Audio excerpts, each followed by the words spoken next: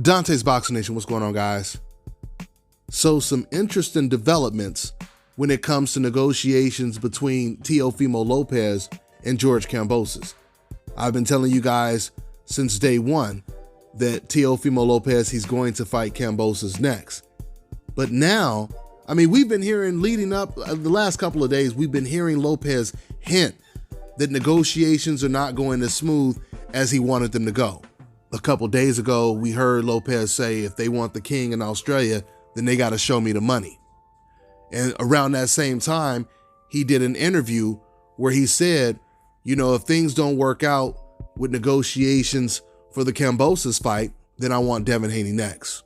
As soon as he said that, I suspected negotiations weren't going well.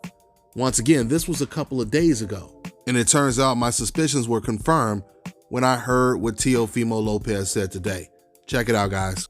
I believe since they're doing a travel ban, it kind of made it a little bit more difficult now because I think they have the travel ban in Australia now. So that was the whole purpose of it, of why we were going to fight Kambosos, was because it will be in Australia with the fans. And of course, who's going to say, who would say no to 60,000 fans in attendance?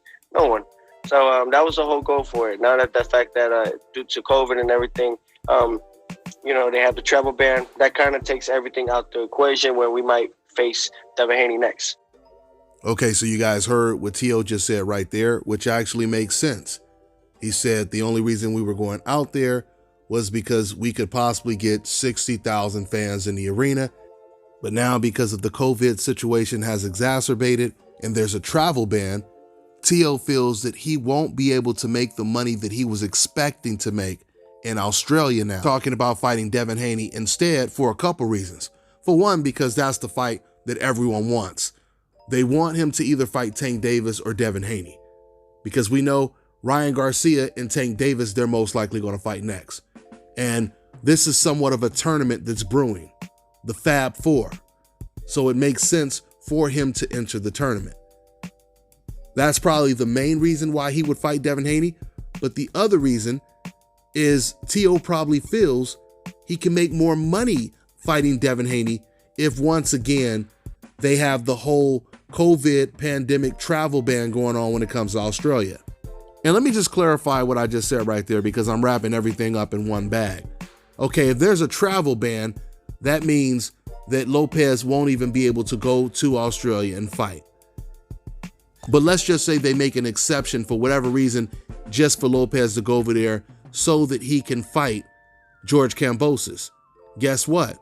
Because of this second or even third, some people believe this fourth wave of the COVID pandemic, there's not going to be a huge crowd. Even if they can get a few fans, it ain't going to be nowhere near 60,000 fans.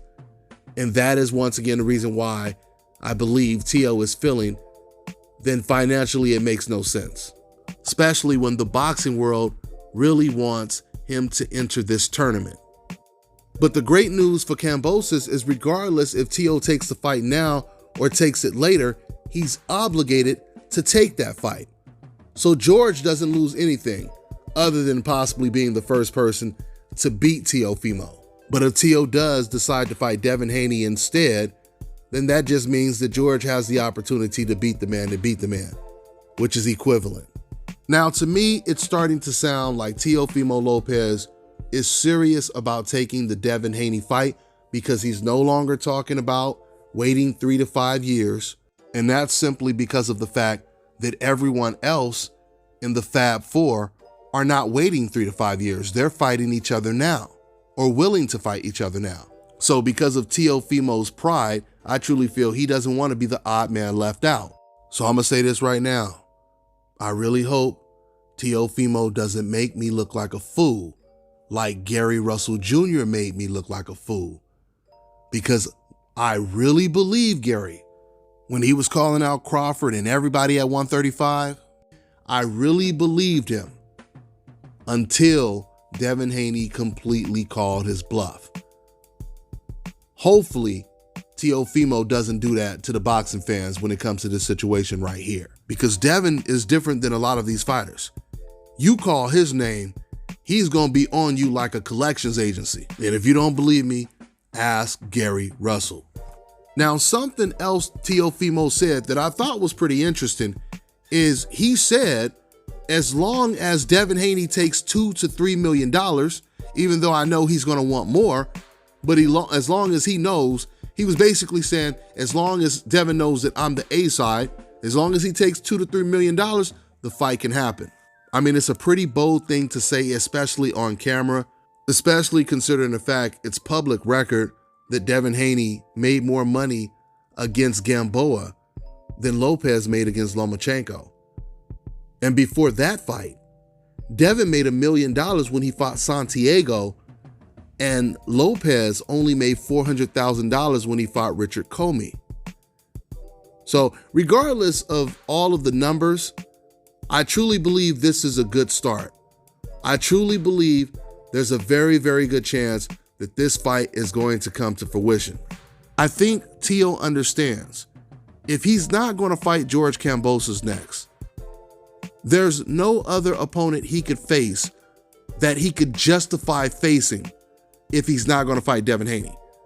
And that's why I truly believe this fight is going to happen. It's either going to happen before the Kambosos fight or after the Kambosos fight. But Teo is in too deep, so he's going to try to make this fight happen. We already know Devin Haney is going to push really hard to make this fight happen. So with that being said, I'm going to go ahead and wrap this video up. If you guys like this image that I'm using right here on the screen right here, this animated image, go ahead and follow my man Lunatoon Boxing on Instagram. That's all I got for now, guys. I'm on to the next one. Listen, I'm telling you guys right now, in the world that we live in today, one of the most important things in life to have is a good lawyer. And I can vouch for this one right here, because this brother is my personal lawyer. So if you need any type of legal representation, if you need legal advice, if you're having problems on YouTube, on your regular job, or whatever it is, contact lawyer, mediator, and business consultant Issa Israel's law firm. I've been knowing this man for a while, and he has been a true blessing to me. I'm telling you, he's affordable, he will work with you, but most importantly, he's not going to just treat you like a customer. He will have your best interest. So to get in contact with him, go to iilawfirm.com or consultsglobal.com. All right, now check this out, guys. If you're looking to repair eczema scars, burns and bruises, dark spots and blemishes, then this right here is the perfect product for you guys. It's called Elo Deki Face and Body Oil. Athletes and top-ranking boxers, they're also using it after training to reduce swelling, inflammation, and to ease the pain. So get yours today. Go to elodeki.com. Like them on Facebook and follow them on Instagram. Fellas, I've got some great news for you. If you've lost your hair or have a receding hairline, the time has come when you can finally get your hairline back through a process called scalp micropigmentation. So here's how it works. It's a hair tattoo that replicates the look of your hair follicles when you have fully shaved it down. Make sure you go ahead and contact my man Scalp Carolinas on Instagram.